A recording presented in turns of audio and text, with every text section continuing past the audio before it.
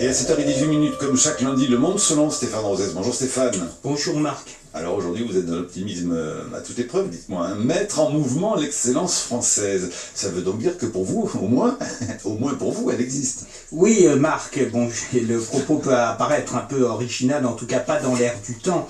La presse libérale anglo-saxonne se repaît dans le French bashing, cette façon permanente de décrier la France, et la plupart de nos médias également, et les Français sont eux-mêmes les premiers à s'auto-dénigrer.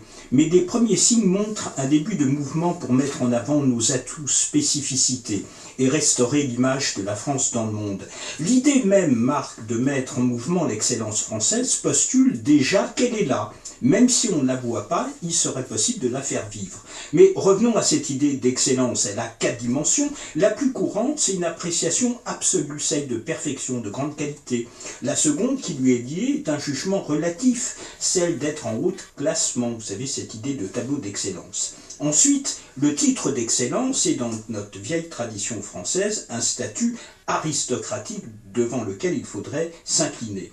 Enfin, au travers d'excellence, c'est aussi le terme par excellence, c'est-à-dire être représentatif. Vous le voyez, Marc, le terme d'excellence remonte effectivement loin dans notre histoire, mais c'est toujours l'idée de perfection. Alors la controverse, cela dit, du moment porte tout de même sur la réalité de cette excellence française que vous défendez, Stéphane. Oui, pourquoi controverse? Parce qu'il y a un écart considérable entre l'image qu'ont les Français d'eux-mêmes et de la France et les performances réelles de notre pays, que je voudrais brièvement rappeler. D'abord, les Français pensent effectivement à 66% que nous sommes en déclin.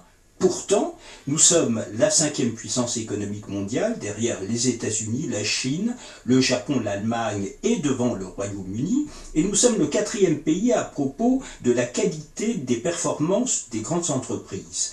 Dans le classement Forbes, les grandes entreprises françaises sont les secondes au monde, par ailleurs, en termes d'innovation derrière les entreprises américaines. Nous sommes dans le classement Ernst & Young, le 3e pays le plus attractif d'Europe après la Grande-Bretagne et l'Allemagne qui vient juste de nous dépasser.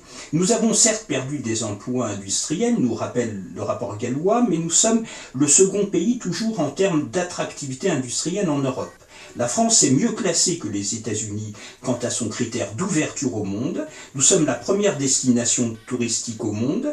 Nous avons sans doute depuis des décennies les meilleurs mathématiciens. Pour le New York Times, les grandes écoles françaises sont les meilleures en termes de qualité de l'enseignement du management. Nos ingénieurs excellent. 18 patrons français dirigent les multinationales étrangères. Nous sommes les plus équipés au monde en produits Apple et nous sommes les seconds après les Américains en termes de création d'applications pour ce même fabricant. Nous sommes leaders dans les infrastructures, pour la qualité de vie, le patrimoine, le luxe, l'agroalimentaire, le vin, la productivité du travail.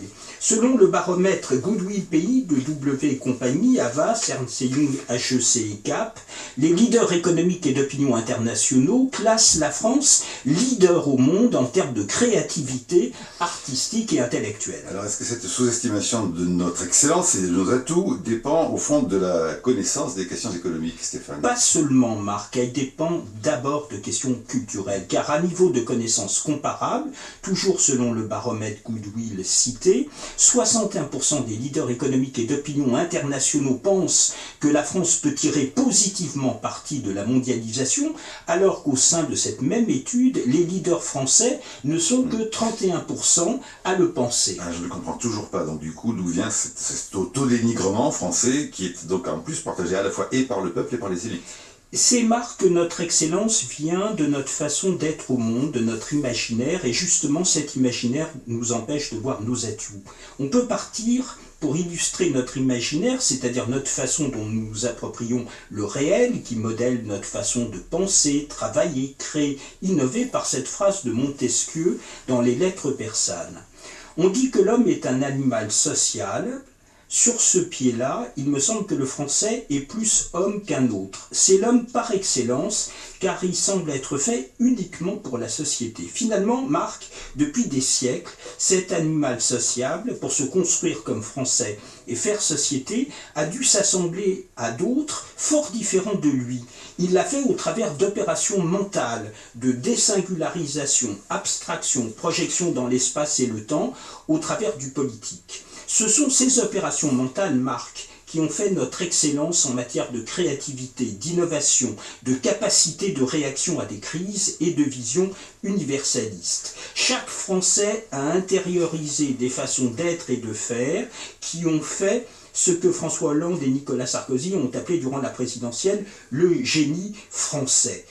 Marc, vous avez cité à l'instant la première réunion du CNR, c'est représentatif, ils ne se connaissaient pas tous autour de la table. Et ils étaient loin d'être d'accord. Voilà, et bien comme dans les entreprises quand il y a crise et les multinationales, le rassemblage s'est fait tout de suite parce que chacun a intériorisé une sorte de surmoi. Car le problème des Français, de leur imaginaire, et qui fait leur excellence, c'est que cet homme sociable, qui semble être fait uniquement pour la société, a un fort surmoi et un faible moi. Ça veut dire, Marc, que d'une part, il peine lui-même à voir sa singularité, ses atouts, sa force, et que d'autre part, pour se déployer, notre imaginaire a besoin de projection dans l'espace et le temps. Or, la globalisation économique actuelle semble écraser l'espace et le temps. Le monde se rétrécit et tout se semble jouer dans l'urgence. Et d'autre part, Marc, nos élites ont tendance, dans leur façon d'être et de faire, elles sont cosmopolites, de dire au pays qu'il doit s'adapter et non se déployer. Alors il y a des signes positifs, le Monde de lundi nous l'ont rappelé, des initiatives pour restaurer la marque France sont prises. D'autre part, les Français pensent qu'on peut sortir de notre déclin et que la valeur travail, rappelée par Philippe d'Iribarne, est une valeur centrale française. Et enfin, Marc, je termine, je conclus, ça veut dire que l'excellence française fait du plus ou du moins économique, mais que le problème est avant tout culturel et politique, c'est de construire un récit de la France dans l'Europe et de l'Europe dans le monde. Eh bien, nous essaierons. Merci voilà. Stéphane Rosès. Vaste travail. Le monde selon Stéphane Rosès à retrouver sur franceculture.fr.